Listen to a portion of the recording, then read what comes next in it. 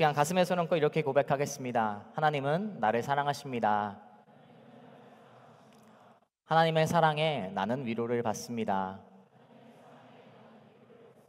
나는 하나님을 절대로 포기하지 않을 것입니다. 아멘. 그러한 한 줄 살아가는 하늘 공동체 여러분 되시길 축복합니다. 이야기했듯이 저는 길공동체를 담당하고 있습니다. 여러분 청년부고요. 여러분이 조금만 더 이제 나이가 들어서 청년부에 올라오게 되면 해와에 있는 또 길공동체를 기억해주면 좋을 것 같습니다. 이 종현 목사에게 제가 길공동체 얘기한다고 얘기를 안 했는데요. 저랑 막연한 사이고 친한 사이니까 이해해 줄 거라 믿습니다. 저랑 대학부 때부터 이제 지체 생활을 같이 했거든요. 동갑이기도 하고 함께 여러 가지 말씀도 토론하면서 함께 같이 오늘날도 목회자로서 살아가고 있습니다. 청년부를 또 고민할 때 길공동체도 있다고 기억해 주시면 감사하도록 하겠습니다. 여러분 한 번쯤 화면에 나오는 인형을 보신 적이 있을 겁니다. 어떠한 인형인가요? 움짤이 됐네요. 제가 이제 이미지나 움짤 둘 중에 가능한 걸로 해달라 했는데 이 귀여운 지금 캐릭터가 앞뒤로 움직이고 있죠. 어떤 장난감이죠? 이 뭐라고 하죠? 이 장난감을? 네? 짱구 맞아요. 짱구 캐릭터 맞는데 이 장난감은 이런 반응이 있을 줄 몰랐어요. 제가 생각지 못한 반응이라 네, 그렇습니다. 좋습니다. 이 오뚝이라는 장난감이죠. 짱구 캐릭터긴 하지만 이 장난감은 오뚝이라는 장난감입니다. 보통 이제 갓난아기의 어떤 이 성장, 발달 과정에 도움이 되기 때문에 아이를 기르는 집에서 심심치 않게 볼 수 있는 장난감입니다. 원래는 이렇죠. 이 무게중심이 이 하단부에 있기 때문에 이 넘어질락 말락, 쓰러질락 말락해도 다시 곧바로 일어서는 이런 원리를 가진 바로 인형입니다. 어떤 성질이 있냐면요. 그래서 힘을 주어서 세게 넘어뜨려도 땅에 닿아도 어떻게 되죠? 땅에 닿았다가 곧바로 서는 이 절대 넘어지지 않는 성질을 가지고 있는 인형이에요. 저는 아이는 아니지만 오늘날 이 인형을 볼 때, 이 장난감 볼 때 오늘날도 신기하더라고요. 그러면서 요즘 묵상하고 있는 말씀이 떠올랐습니다. 우리는 요즘 사도행전의 말씀을 보고 있습니다. 바울과 바나바의 특별히 1차 선교 여행을 말씀으로 보고 있죠. 바나바 바울의 선교 여행도 이와 같이 오뚜기처럼 넘어지고 쓰러지고 하지만 계속 일어나는 신앙이었어요. 고난과 어려움에도 그들은 계속 일어났습니다. 특별히 1차 선교여행이라는 특성상 더 어려움이 있었겠죠. 왜 그럴까요? 1차 선교여행은 어떤 길이었죠? 그들이 한 번도 가보지 않았던 길이었어요. 초행길이었어요. 그때 당시 교통도 발달하지 않고 정보도 없던 시대에 그들이 알지도 못하는 도시, 어떤 사람이 그곳에 있는지, 인구는 몇 명이나 있는지, 어떠한 문화와 배경이 있는지 전혀 모르는 상태에서 가는 1차 선교행은 다른 선교행 2차, 3차보다 훨씬 더 어려움에 처하는 그런 전도 여행이었다라는 것입니다. 한마디로 그냥 맨 땅에 헤딩을 하는 그런 선교 여행이었습니다. 그래서 지난주 말씀도 우리는 말씀을 보아서 알겠지만 지난주에 비시디아 안디옥이라는 지역에서 그들이 전도를 합니다. 선교를 하죠. 그런데 경건한 유대인들로 인해서 핍박을 받고 그 지역에서 쫓겨납니다. 그리고 오늘 우리가 본 8절 이전 말씀에도 이고니온이라는 지역, 비시디아 안디옥을 떠나서 이고니온이라는 지역을 가는데도 그곳에서도 돌에 맞을 뻔한 위기가 있었어요. 그리고 이후에 바로 오늘 말씀인 8절부터 루스드라에서 이 전도여행의 말씀이 오늘 기록된 것을 바라보게 됩니다. 우리가 읽은 말씀은 8절부터 20절까지 말씀이지만 특별히 14장 전체 말씀을 함께 보면서 1차 선교행이 이제 마무리가 되는 시점인데요. 그들이 1차 선교행을 어떻게 진행해왔고 어떻게 마무리해가는지, 어떻게 그들이 오뚜기처럼 이 1차 신앙의 1차 선교의 어려움 속에도 다시 일어나는지 함께 보면 좋을 것 같습니다. 우리 오늘 말씀 8절과 9절 말씀을 다시 한번 같이 읽도록 하겠습니다. 함께 읽겠습니다.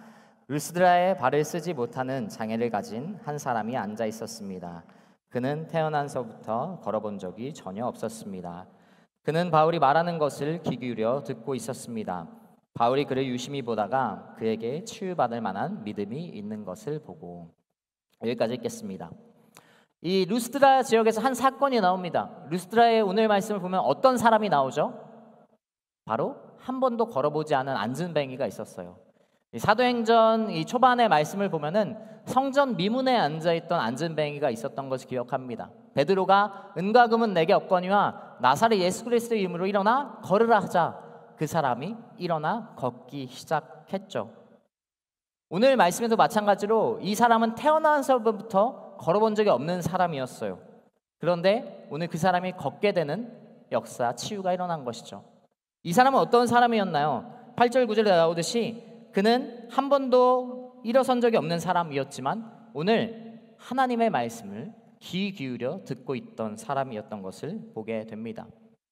아마 이 루스드라 지역에는 유대인의 회당이 없던 것 같아요. 바울과 바나바가 어느 선교지에 갔을 때 항상 먼저 찾아가는 곳이 어딘가 하면요, 말씀을 유심히 보면 알겠지만 유대인의 회당을 먼저 갑니다. 그 지역에 가서 먼저 유대인들 그리고 유대교를 믿는 개종한 이방인들을 향해 하나님의 말씀 가운데 예수님께서 어떻게 메시아시고 어떻게 그리스도이신지를 먼저 선포하는 것이 바로 이들의 보통 선교의 루틴이었어요. 그런데 오늘은 유대인의 회당에 갔다고 나오지 않아요. 루스드라 지역은 굉장히 산골에 있는 지역이었고 유대교를 믿는 사람들의 숫자가 회당을 이룰 만큼 많지 않았다라는 것을 이야기합니다. 그래서 아마 이 바울과 바나바는 사람들이 많이 모이는 시장, 광장 같은 곳에서 이 하나님의 말씀을 전파하고 있었습니다. 그런데 그 혼잡한 상황에서 이 안진뱅이가 하나님의 말씀을 귀 기울여 듣고 있었다라는 것이죠. 그냥 그 공간에 있던 것이 아니라 한 귀로 듣고 한 귀로 흘려보낸 것이 아니라 그 말씀을 집중하면서 듣고 있었습니다. 여러분, 한 공간에 있더라도 상대방의 이야기에 집중하지 않으면 우리는 그 사람이 무슨 말을 하는지 전혀 모를 때가 있습니다. 어떤 말이 핵심인지 모를 때가 있죠. 여기에도 연애하시는 분들이 많이 있을 거라 생각합니다. 중요한 건 뭐예요? 한 공간에 있는 게 아니에요. 상대방의 말에 집중하고 상대방의 말하는, 특별히 그 언어에 숨겨진 의미가 무엇인지 형제님들 잘 깨달아야 됩니다. 형제님 잘 깨달으면서 그 사람의 말에 집중해야 되는 것이죠. 제가 지난주에 TMI지만 제 생일이었습니다. 제 생일을 맞이해서 제 와이프가 저에게 선물을 줬어요. 어떤 선물일까요? 괜찮아요. 제가 묻고 제가 대답하려고 했던 시간입니다. 저에게 특별한 선물을 줬는데 와이프가 저한테 내 생일이니까, 오빠 생일이니까 그날은 오빠가 하고 싶은 거 다 해 이러는 거예요. 너무 좋았어요. 이게 큰 선물입니다, 여러분. 굉장히 큰 선물이에요. 그래서 저는 어떤 것을 했을까요? 제가 보고 싶었던 영화를 봤어요. 뭐 그게 대수로는 내가 하고 싶었던 일이냐 이렇게 생각이 들 수 있지만 그 영화가 제 와이프가 좋아하지 않는 장르였어요. 액션이 막 많은 그런 영화였죠. 평소에 같이 볼 수 없는 영화였기 때문에, 그러나 제가 하고 싶은 대로 하는 날이었기 때문에 같이 그 영화를 보았습니다. 그래서 영화관에 액션 영화니까 빵빵한 시각효과, 막 사운드가 막 엄청 웅장했습니다. 그리고 영화를 다 보고 나서 2시간 정도 보고 나서 나와서 이제 영화에 대한 평을 제가 이야기했어요. 영화 너무 재밌었다, 보고 싶었던 영화라서 너무 행복했다, 이렇게 하고 이 주인공과 스토리에 대해 얘기했는데, 놀라운 것은 와이프가 이 영화에 대한 주인공이 누구인지 전혀 모른다는 것이었어요. 영화에 관심이 없었기 때문에, 그 공간에 있었지만 전혀 그 영화에 귀를 기울이지 않았기 때문에 그랬던 것이죠. 괜히 이야기를 하니까 제가 굉장히 잘못된 행동을 한 것처럼 느껴지는데 그런 일이 있었습니다. 여러분, 광장이란 공간이 얼마나 혼잡했을까요?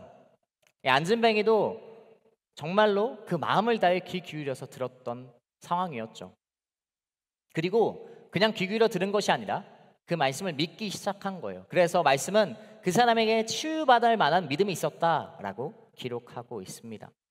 이 로마서의 말씀처럼 믿음은 들음에서 나고 들음은 그리스도의 말씀에서 나온다라는 그 말씀을 정말로 정확히 보여주는 오늘 이 인물이었죠. 여러분, 무엇에 귀를 기울이고 있는가? 이것은 중요합니다. 우리는 세상 속에서 살아가는 그리스도인이죠. 세상에서, 삶에서 살아가는 그리스도인으로서 세상의 많은 소리를 듣게 됩니다. 어떤 사회적인 어떤 성공을 거둔 사람들의 이야기를 듣기도 하고, 생활의 지혜 또 삶의 지혜를 소리를 많이 듣기도 합니다. 물론 우리는 그것에 귀를 기울여야 되고 때로는 그것의 유익함을 가지고 나의 삶에 도움이 될 만한 그런 언어들 그리고 들리는 소리를 마음에 담아두고 실천해야 되죠. 그러나 중요한 것 상대적으로 중점을 우리는 어디에 둬야 됩니까? 그리스도인은 이런 세상의 어떤 소리보다 하나님의 말씀에 더 귀를 기울여야 되는 사람이라는 거예요. 그럴 때 어떠한 일이냐니까 믿음이 자라나고 믿음이 성장해 나아가는 것이죠. 비록 여러분이 이 공간에 있지만 예배라는 장소에 있지만 여러분이 하나님의 말씀에 귀를 기울이지 않는다면 여러분의 믿음이 변하지 않을 수도 그냥 똑같은 상태로 교회를 다니는 것처럼 그런 생활이 유지될 수도 있다라는 거예요. 여러분 축복하는 것은 이 시간 하나님의 말씀에 귀를 기울이는 여러분 되시길 축복합니다. 그래서 이 사람도 그 귀를 기울이고 믿음을 가지기 시작했고 그리고 치유함을 받게 됩니다. 우리 구체적으로 더 말씀을 함께 보도록 하겠습니다. 10절부터 13절 말씀 함께 보도록 하겠습니다. 같이 읽겠습니다. 큰 소리로 당신 발로 똑바로 일어서시오라고 외쳤습니다. 그 말에 그 사람은 벌떡 일어나 걷기 시작했습니다. 사람들은 바울이 한 일을 보고 루기언니야말로 소리 질렀습니다.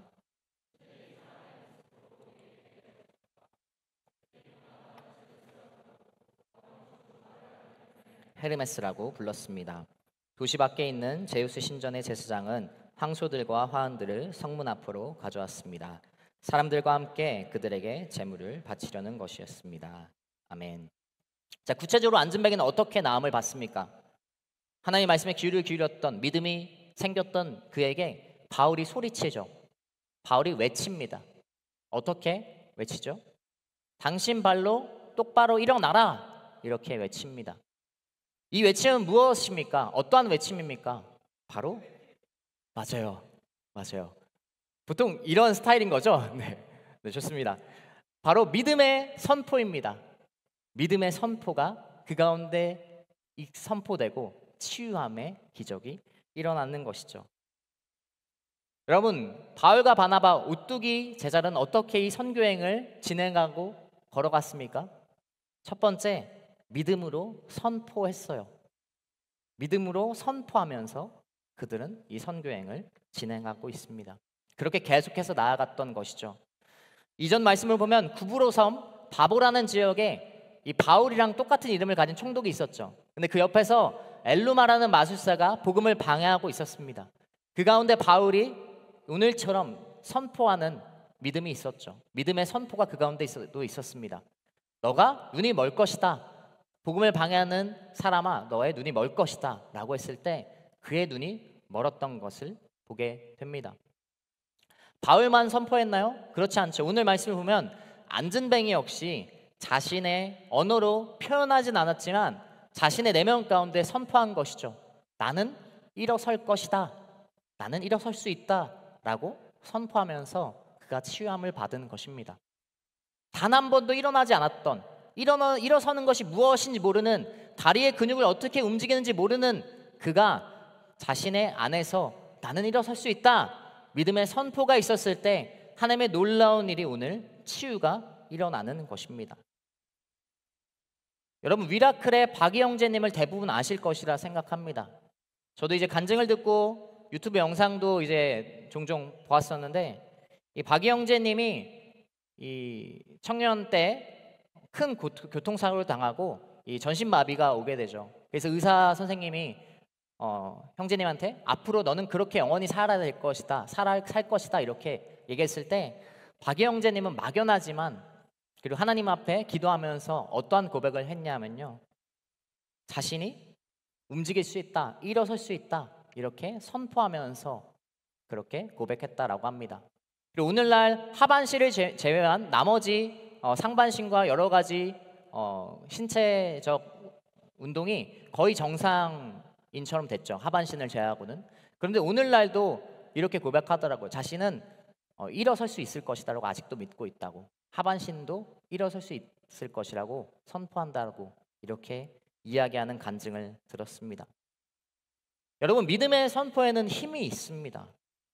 우리 역시 믿음으로 선포하는 것이죠. 설교를 듣고 아멘으로 화답하는 그 아멘이라는 의미에 믿음대로 될지어다, 그 뜻대로 말씀대로 될지어다라는 의미가 가지고 있지 않습니까? 여러분, 이 시간 선포합니다. 예수 그리스도의 이름으로 선포하오니 여러분을 하나님과 멀어지게 하고 절망케 하는 모든 죄는 멀어질지어다. 아멘. 예수 그리스도의 이름으로 선포하오니 모든 육체적인 고통과 마음의 질병, 외로움, 그리고 우울함, 공허함은 치유될지어다. 그리고 한 번 더 선포하는 것은 여러분이 오늘 여름에 나아가는 국내 11개 지역, 해외 3개 지역, 아울렛 지역 가운데 하나님의 놀라운 일이 있을지어다. 그러한 믿음의 선포가 우리의 신앙의 어려움 가운데, 위기 가운데 선포가 되어야 되는 것입니다. 여러분, 대단한 믿음의 선포만을 이야기하지 않아요. 이 안전뱅이처럼 마음에서 선포하는 것도 믿음의 선포인 거죠. 내가 낙담했을 때 마음으로 선포하는 것이죠. 아니야, 나는 하나님께서 나를 살리신, 예수님께서 나를 살리신 하나님의 자녀야, 자녀다 라고 선포하는 것입니다. 그렇게 오뚜기처럼 믿음으로 선포하며 우리는 일어서야 되는 것입니다. 그런데 이 믿음으로 선포한 사람들과 반대의 모습을 보여주는 사람들이 나옵니다. 바로 루스드라 사람들이죠. 이 루스드라 사람들은 이 기적이 일어나기까지는 안전뱅이를 제외하고는 대다수의 사람들은, 많은 사람들은 바울의 이야기에 관심을 가지고 있지 않았어요. 그런데 이 기적이 일어나자 갑자기 관심을 가지기 시작합니다. 그들의 태도가 180도 바뀌게 돼요. 그리고 바울과 바나바를 어떻게 여기나요? 맞아요, 신처럼 여겨요. 땅에 내려온 신이라고 여깁니다. 특별히 제우스와 헤르메스처럼 여겼다라고 말씀에 기록되어 있습니다. 조금 뜬금없죠. 이유가 있습니다. 이 루스트라 지역에 오래된 신화가 한 가지 있었다라고 해요. 이 루스트라 지역에 이미 이전에 제우스와 헤르메스가 왔었다라는 것이죠. 이 제우스와 헤르메스가 왔는데 루스트라 사람들이 알아보지 못했다라는 거예요. 유일하게 노부부만 이 제우스와 헤르메스가 범상치 않은 사람이라는 것을 알아봤고 그들을 환대했고 그들에게 복을 얻었다. 그리고 알아보지 못한 루스트라 사람들은 멸망을 당했다라는 신화가 이 지역에 있었다라고 해요. 그래서 이 사람들이 이 놀라운 기적을 보자 제우스다, 헤르메스다 이렇게 여기는 것을 보여주는 것입니다. 그래서 이 둘을 위한 우상 숭배, 제사를 드리려고 합니다. 그리고 11절 표현을 빌리자면 이들은 소리를 질러요. 그 기적을 보고 소리를 지르기 시작하는 것이죠. 세상의 소리와 거짓된 신화의 귀를 기울이고 그리고 그것을 믿었던 루스드라 사람들이었어요. 하나님의 말씀에 귀를 기울이지 않고 바울의 전하는 하나님의 말씀에 귀를 기울이지 않고 세상의 신화에 귀를 기울였던 그들의 모습은 어떠합니까? 그들은 믿음의 선포가 아닌 두려움에 소리를 지르고 있습니다. 왜 이것이 두려움인가요? 왜 그들이 제우스 헤르메스를 여기면서 숭배하려고 했을까요? 왜 두려움에 소리를 지르는 것이었을까요? 신화가 이야기하고 있잖아요. 알아보지 못하고 환대하지 않으면 멸망을 당할 것이기 때문에 이들은 두려움의 소리를 지르는 것이죠. 여러분, 세상의 소리에 우리가 귀를 기울이기 시작하잖아요. 하나님의 말씀이 아닌 반대, 세상의 거짓된 소리, 하나님으론 충분하지 않아. 신앙생활 이 정도만 하면 돼. 적당히 하나님 믿으면 돼. 이러한 거짓된 소리를 우리가 귀를 기울이기 시작하면 우리의 모습은 어떻게 될까요? 두려움에 휩싸이는 것이죠. 걱정과 불안이 우리를 지배하기 시작하는 것입니다. 여러분, 내면의 컨트롤러를 불안이가 잡지 못하게 하십시오. 불안이가 여러분의 컨트롤을 잡지 못하게 해야 되는 게 중요한 거예요. 반응한 사람들은 영화를 보시는 분들이겠죠. 여러분, 우리 그리스도인은 하나님의 말씀에 귀를 기울이며 믿음으로 선포하는 사람이 되어야 됩니다. 그러한 하늘 공동체 여러분 되시길 축복합니다. 우리 옆 사람에게 한번 축복하겠습니다. 믿음으로 선포합시다. 우리 계속해서 14절 말씀과 15절 말씀 함께 읽도록 하겠습니다. 같이 읽겠습니다. 그러나 두 사도 바나바와 바울은 이 말을 듣고 옷을 찢으며 사람들 속으로 뛰어들어가 외쳤습니다. 사람들이여, 왜 이런 행동을 합니까? 우리도 여러분과 똑같은 사람입니다. 우리가 여러분에게 복음을 전하는 것은 여러분이 이런 헛된 것을 버리고 하늘과 땅과 바다와 그 안에 모든 것을 만드신 살아계신 하나님께로 돌아오라고 하는 것입니다. 아멘. 자, 바울과 바나바는 이 루스드라 사람들의 행동 그리고 무언가 돌아가는 게 이상한 것을 뒤늦게 알아차려요. 왜냐하면 11절 말씀에 그들이 소리를 지르면서 이 우상 숭배의 제사를 준비할 때 루스드라 방언으로 이야기했거든요. 너무 놀람 나머지 이 자신들의 방언으로 이 이야기를 했던 것을 말씀은 기록하고 있어요. 그랬기 때문에 그들이 뒤늦게 알아차린 것이죠. 바울과 바나바가 뭔가 행동을 하는데 이것이 자신들을 숭배하는 제사였던 것을 뒤늦게 알아차리고 그들 가운데 뛰어들어가서 옷을 찢으며 뭐라고 고백하죠? 우리도 똑같은 사람이다 라고 외치는 것입니다. 그래서 이런 거짓된 헛된 것을 버리기 위해 우리는 하나님을 전하러 왔다, 이렇게 그들이 믿음의 선포를 다시 고백하고 있습니다. 그리고 그렇게 소동이 잠잠해져요. 그러면 여러분, 이제 소동이 잠잠해지고 자신들이 사람이고 하나님의 말씀을 전하기 위해 왔고 그리고 기적을 일으켰다라는 이 말씀 뒤에는 어떠한 장면이 나와야 무언가 어울리는 장면일까요? 이 지역의 사람들이 이 사람들, 놀라운 기적을 일으킨 사람들, 그러나 신은 아니지만 하나님이라는 신을 전하기 위해 왔다라는 이들의 이야기에 관심을 기울이고 그리고 최소한 이야기를 듣는 장면이 나와야 될 것 같습니다. 복음의 흥행까지는 아니더라도 관심을 가질 만한 장면이 나와야 자연스러운 흐름이죠. 그런데 반전은 이 루스드라 사람들이, 제자들을 숭배하려고 했던 사람들이 이제는 돌을 던지는, 이들을 죽이려 하는 사람이 된 것을 바라보게 됩니다. 우리 19절 20절 말씀도 함께 읽겠습니다. 같이 읽겠습니다. 그때 안디옥과 이고니온에서 유대 사람들이 몰려와 사람들을 선동해 자기들 편으로 끌어들여 바울이 죽은 줄 알고 그를 도시 밖으로 끌어냈습니다. 그러나 제자들이 바울 주위에 모여들자 그가 일어나 다시 도시 안으로 들어갔습니다. 그 다음 날 바울은 바나바와 함께 더베로 떠났습니다. 아멘. 자, 물론 유대 사람들의 선동이 있었죠. 다른 지역에서 온 유대 사람들의 선동이 있었지만 루스드라 사람들은 너무나 극과 극의 모습을 보여줘요. 갑자기 돌을 던지는 사람들로 변한 것이죠. 이런 그들의 모습을 보면 그들이 확실히 바울과 바나바, 제우스와 헤르메스를 기쁨과 찬양으로 경배하려고 했던 것이 아닌 것을 나타냅니다. 두려움 가운데 있었던 것을 반증하는 것이죠. 예를 들어 우리가 밤에 정말 조용한데 갑자기 어떤 소리가 들리거나 어떤 물체, 행동을 우리가 보았다면, 그런데 그 실체가 별것이 아니라는 것을 깨달았을 때 우리는 어떤 감정을 느끼나요? 민망하기도 하고, 저런 어떤 보잘것없는 아무것도 아닌 것에 내가 놀라고 또 쫄았던 것에 대해 약간의 화도 나는 것을 바라보게 되죠. 이 루스드라 사람들이 딱 그랬다라는 거예요. 이들이 제우스와 헤르메스 줄 알고 두려움에 떨었는데 사실 이들도 사람이구나, 별것 아닌, 우리가 괜히 두려움에 휩싸였구나. 그 상황에서 유대인들이 이제 조금 건드린 것이죠. 선동을 살짝 건드리니까 이제 완전 180도의 모습을 보여주는 것입니다. 그래서 바울에게 돌을 던집니다. 심지어 죽기까지. 그들은 죽었다라고 생각했어요. 말씀을 보면은 그들이 죽었다라고 생각해서 도시 밖으로 던져버리지 않습니까? 그런 사건이 발생하죠. 바울은 고린도후서 말씀에도 이것을 정확히 기록하고 있어요. 고린도후서 11장 25절 제가 읽겠습니다. 3번 채찍으로 맞았고 1번 돌로 맞았고 3번이나 파선을 당했고 밤낮 꼬박 하루를 바다에서 헤맨 적도 있습니다. 자, 바울의 복음의 전도자의 인생 동안 단 한 번 돌을 맞았는데 이 사건인 것이죠. 거의 고난으로 따지면 제일 아픈 고난 중에 한 번이었을 것입니다. 돌에 죽기까지 맞을 정도였으니까요.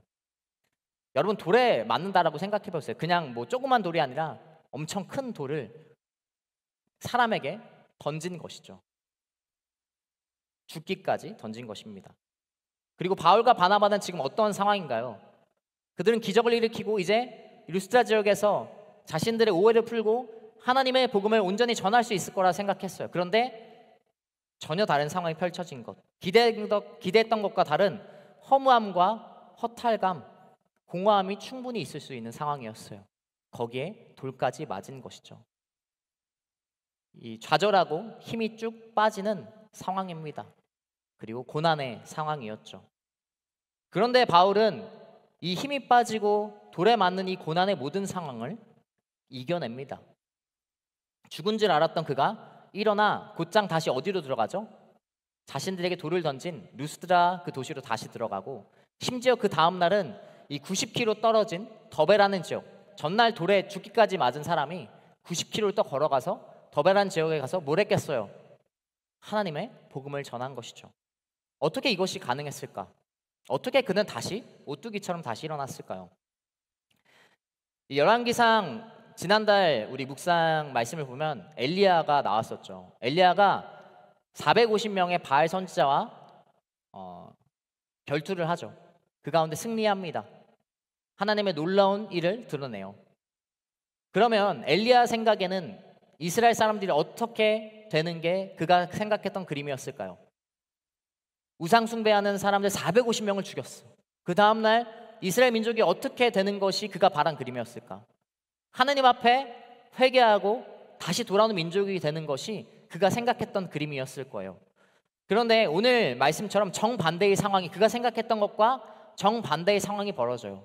아합과 이세벨이 더욱 화가 나서 악이 충만해져서 엘리야를 반드시 죽일 것이다 라면서 그에게 군사를 보내고 계속해서 쫓아가는 상황이 나타납니다. 그래서 엘리야는 이 모든 상황에 좌절해요. 희망이 없는 상황에 좌절하고 하나님께 이렇게 토로하죠. 하나님, 저는 조상보다 나은 것이 없는 사람입니다. 이스라엘 조상들, 모세와 같은 조상들은 이스라엘 백성을 놀라운 구원의 역사를 이끌었지만 나는 오늘 하나님의 놀라운 일을 드러내지만 저는 그럴 만한 능력이 없는 사람입니다. 이제 저를 그냥 죽여주십시오. 데려가 주십시오. 라는 고백을 그가 했던 것을 바라보게 됩니다. 그런데 그 가운데 있는 엘리야에게 하나님께서 뭐라고 말씀하시나요? 열왕기상 19장 15절 말씀입니다. 같이 읽겠습니다. 그러자 여호와께서 엘리야에게 말씀하셨습니다.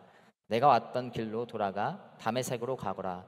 너는 그곳에 가서 하사엘에게 기름 부어 아람 왕이 되게 하여라. 아멘. 자, 엘리야에게 그래, 너는 위로의 말씀을 전하지 않아요. 너는 뭐 조금 내가 조금 더 도와줄게, 조금 더 내가 위로해 줄게, 이렇게 위로하지 않고 하나님께서 말씀하시는 것은 뭐예요? 부르심을, 사명을 다시 주세요.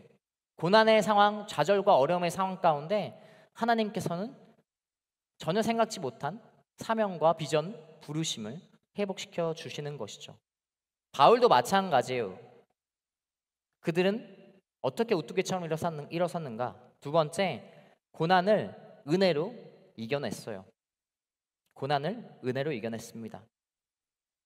어떻게 어떤 은혜였는가? 바울은 돌에 맞으면서 어떤 생각을 했을까요? 어떤 인물을 떠올렸을까요, 여러분? 한 인물, 이거는 대답해 주면 좋을 것 같아요. 돌에 맞을 때 누굴 떠올렸을까요? 맞아요. 예수님, 스데반. 네, 다른 분들도 스데반이라고 대답한 거 제가 들었어요. 네, 스데반을 떠올렸겠죠. 왜 그래요?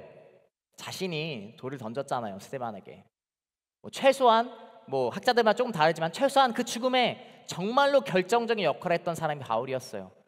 바울이 그 돌을 맞으면서 스데반이 떠올랐겠죠. 돌에 맞았던 스데반. 자신이 얼마나 끔찍한 일을 저질렀고 죄인인지를 깨달은 것이죠. 그런데 동시에 무엇을 깨달았나요? 그런데도 불구하고 그 죄인, 정말로 내 손에 피가 묻어있고 돌을 던진 씻지 못할 것 같은 죄를 지은 죄인을 예수님께서 품으시고 복음을 전하는 사명자로 세운 은혜가 그 가운데 동시에 있던 것이죠. 지금 상황과 환경은 돌에 맞는 상황, 좌절의 상황, 고난의 상황이지만 은혜로 그는 이겨내는 것입니다. 그래서 일어나서 다시 그 돌을 던진 사람들에게 가고, 그리고 다음날 다시 또 복음을 전하러 가는 거예요. 여러분, 고난을 우리는 어떻게 이겨냅니까? 고난은 바뀌지 않아요. 물론 하나님께 정말 특별하게 역사하셔서 고난의 상황 자체가 역전이 되는 경우가 있죠. 그러나 대부분 고난과 어려움은 그 상황은 바뀌지 않아요. 고난의 좌절, 그리고 고난의 절망, 그것이 우리를 기다리고 있을 수도 있죠. 그 가운데 우리는 어떠한 것을 기억해야 됩니까? 어떠한 것을 고백해야 됩니까? 고난을 이기는 것은 무엇입니까? 은혜예요, 은혜. 너무나 뻔한 이야기일 수 있지만 여러분이 은혜를 받았던 그 고난의 순간, 그 고난과는 전혀 상관없는 이전의 은혜를 기억할 때, 그리고 오늘 나에게 주시는 은혜를 고백할 때, 그리고 앞으로 하나님께 주신 은혜를 고백할 때 그것을 이겨내는 힘이 있다라는 것이죠. 여러분, 고난의 은혜로 이겨내는 여러분 되시길 축복합니다. 22절 말씀도 고난에 대해서 잘 기록하고 있어요. 같이 읽겠습니다. 제자들의 마음을 강하게 하고 늘 믿음에 머물러 있도록 격려해 주었습니다. 또 우리가 하나님 나라에 들어가려면 우리가 마땅히 많은 고난을 겪어야 한다라고 말했습니다. 하나님 나라에 들어가려면 우리가 마땅히 많은 고난을 겪어야 한다라고 말씀은 기록하고 있어요. 고난은 마땅한 것, 당연한 것이에요. 그런데 이 말씀을 기록한 것에서 위로가 되는 것은 뭐예요? 고난은 과정이라는 것이죠. 한순간 과정이라는 거예요. 하나님 나라에 들어가기 위한 과정. 고난은 종착지가 아니라 은혜의 전반적인 타임라인 속에 그냥 고난의 짧은 순간이라는 거예요. 여러분, 여러분의 은혜를 기억하기 어려우신 분들이 있습니까? 하나님께서 베푸신 은혜를 고백하기 어려운 분들이 있나요?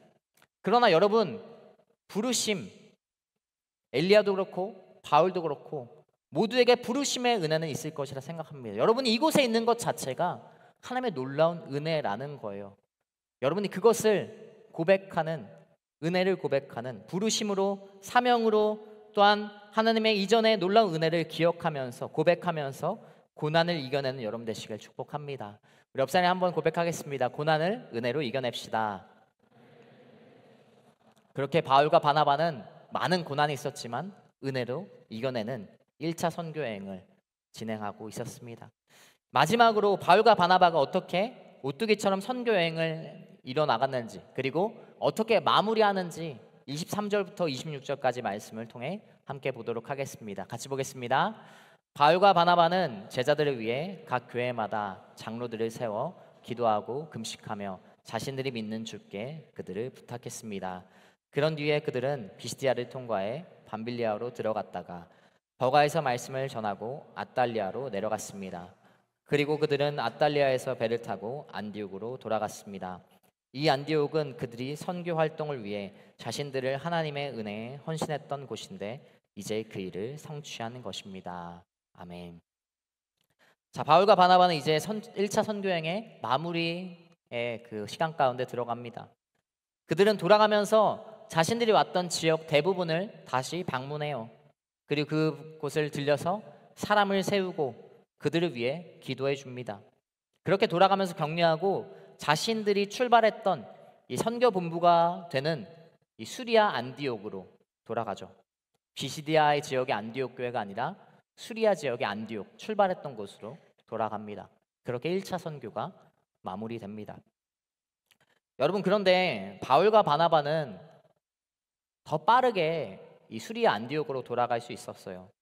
이 지도를 한번 같이 보면 이해가 편한데요. 살짝 위쪽이 잘린, 네, 고마워요. 이 초록색이 그들이 이 출발했던 1차 선교여행을 갔던 루트고, 빨강색이 돌아왔던 루트예요.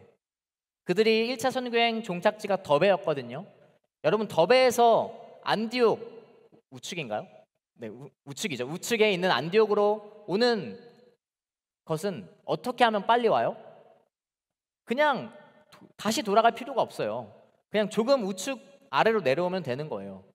그런데 그들은 그렇게 가지 않아요. 심지어 이 우측에 하늘색으로 다소라는 지역이 조그맣게 표시되어 있는데, 다소라는 지역은 바울의 고향이에요. 그러니까 1차 선교여행 마무리하면서 바울과 바나바는 바울의 고향에 들려서 조금 잠깐 이제 고향 사람들 만나고, 거기서도 복음 전해도 되잖아요. 복음 전하고 안디옥으로 내려오면 돼요. 그런데 그렇게 행동하지 않아요.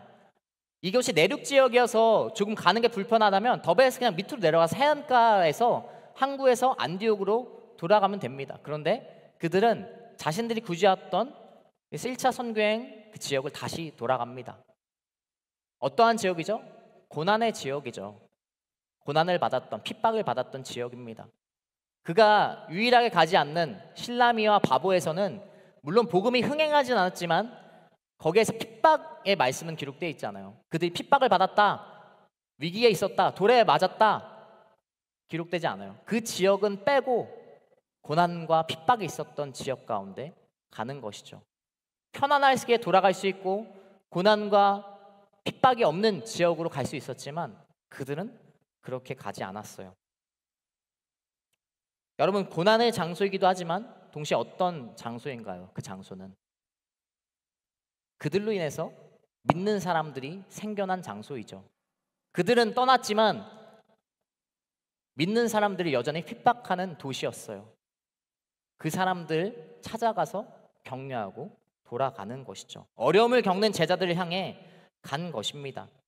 2차, 3차 선교여행 때도 바울은 이 지역을 다시 들려요. 그들은 어떻게 오뚜기처럼 이 선교여행을 진행했고 마무리하고 있습니까? 세 번째, 그들은 동역의 기쁨으로 걸어갔어요. 동역의 기쁨으로 항상 걸어갔어요. 그들이 그 도시에 돌아갔을 때 그 핍박 가운데도 그리스도를 믿는, 예수님을 믿는 사람들을 보면서 어떠한 감정이었을까요? 너무나 기뻤겠죠. 너무나 환희에 찼을 것입니다.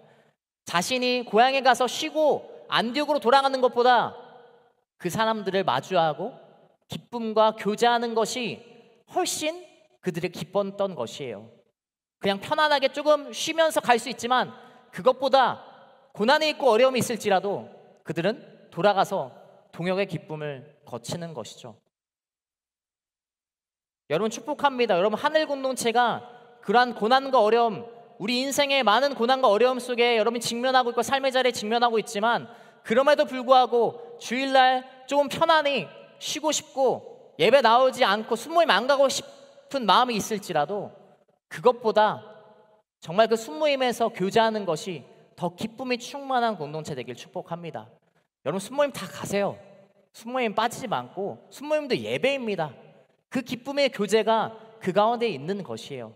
그러한 하나님께서 역사하실 승리하신 교제가 충만한 공동체로서 하나님의 교제의 기쁨, 동역의 기쁨이 여러분 가운데 충만하기를 축복합니다. 여러분 말씀을 정리하겠습니다. 여러분 오뚜기처럼 이들은 어떻게 일어섰나요?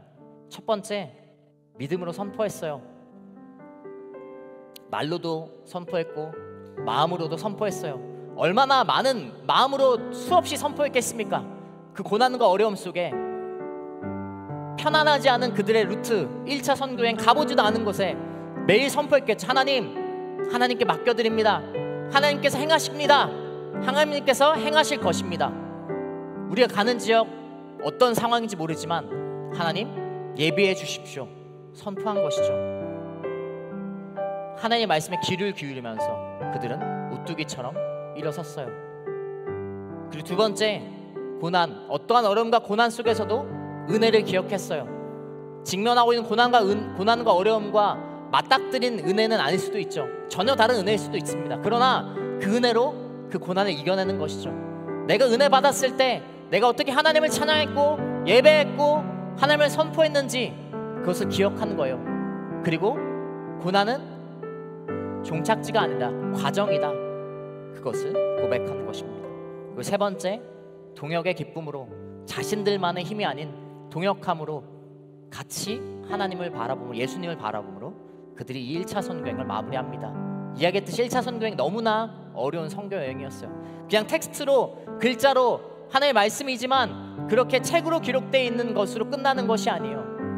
여러분이 조금 더 생각하고 조금 더 마음을 다 읽어본다면 이들이 얼마나 고난과 어려움 속에 직면했는지 깨달을 것입니다. 여러분 우리도 마찬가지로 오늘날 여러분의 인생도 그리스도를 살아가는 것이 고난과 어려움인 것을 저도 알고 너무나 잘 알고 있습니다. 여러분 그러나 믿음으로 선포하세요. 고난의 은혜로 이겨내세요. 그리고 동역의 기쁨으로 내가 기도하기 힘들 때, 내가 나 혼자 힘으로 살아가기 힘들 때 옆 사람과 함께 하나님을 붙잡는 여러분 되시길, 그러한 하늘 공동체 되기를 축복합니다. 우리 자리에 일어나서 함께 찬양 한 곡하고 함께 기도하면 좋을 것 같습니다.